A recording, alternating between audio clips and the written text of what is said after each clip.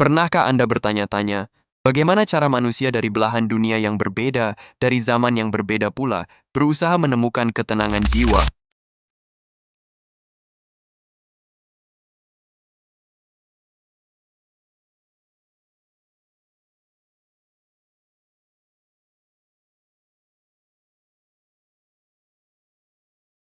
Di satu sisi, kita melihat megahnya Candi Prambanan, simbol kebijaksanaan kuno di tanah Jawa.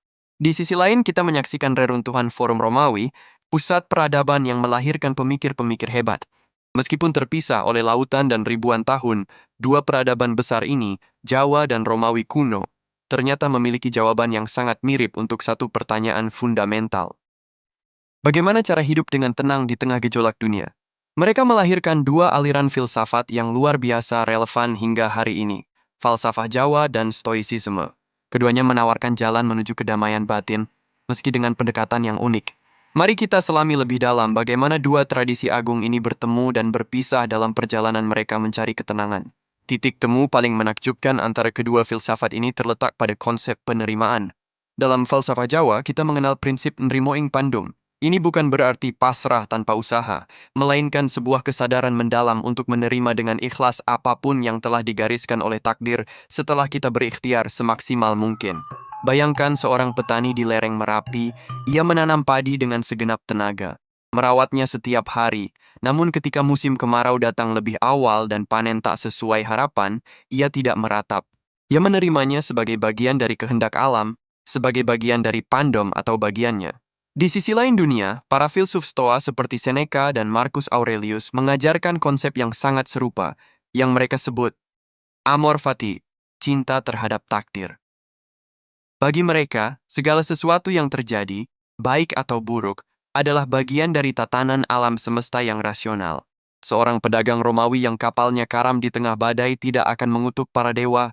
Sebaliknya, ia akan melihatnya sebagai sebuah ujian, sebuah kesempatan untuk melatih ketabahan dan menerima bahwa ada hal-hal di luar kendalinya.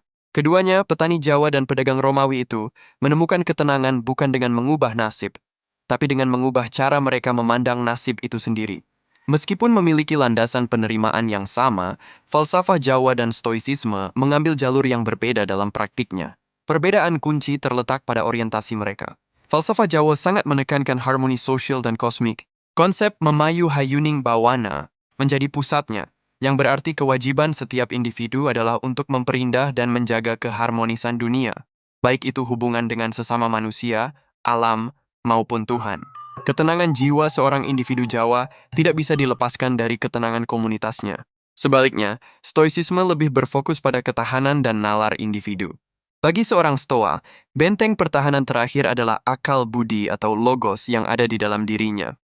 Dunia luar mungkin kacau, orang lain mungkin tidak agak adil kan ya, tapi selama pikirannya tetap jernih dan rasional, ia akan tetap tenang. Fokusnya adalah membangun kekuatan internal untuk menghadapi dunia eksternal, bukan nesesariamente untuk menyelaraskan diri dengan harmoni sosial secara kolektif seperti yang ditekankan dalam budaya Jawa. Singkatnya, jika falsafah Jawa mencari ketenangan melalui keselarasan dengan lingkungan, Stoicisme menemukannya melalui benteng logika di dalam diri. Pada akhirnya, baik falsafah Jawa maupun Stoicisme menawarkan sebuah peta jalan yang tak lekang oleh waktu.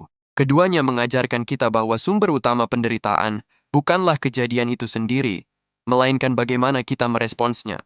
Falsafah Jawa dengan nrimo ing pandum dan memayu hayuning bawana mengajak kita untuk menemukan kedamaian dalam keikhlasan dan harmoni kolektif.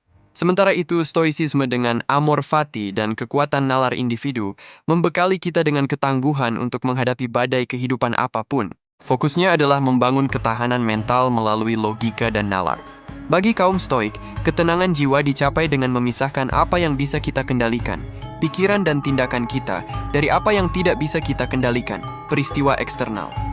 Di mana satu sisi berisi pikiran dan tindakan yang bisa dikontrol, dan sisi lain berisi opini orang, cuaca, nasib yang tidak bisa dikontrol. Stoicisme adalah tentang menjadi benteng yang tak tergoyahkan dari dalam, sementara filsafat Jawa adalah tentang menjadi bagian yang selaras dari sebuah tarian kosmik yang agung. Pada akhirnya baik jalan Nrimo ing Pandum dari Jawa maupun Amor Fati dari Roma, keduanya menawarkan sebuah peta. Peta yang mungkin digambar dengan tinta yang berbeda, di atas kertas yang tak sama, namun menunjuk ke arah tujuan yang serupa. sebuah kehidupan yang lebih bermakna, lebih tangguh, dan lebih tenang. Di tengah dunia modern yang seringkali terasa kacau, mungkin kita bisa memetik pelajaran dari kedua kearifan kuno ini. Karena pada dasarnya, pencarian akan ketenangan jiwa adalah perjalanan universal yang melampaui batas geografi dan waktu.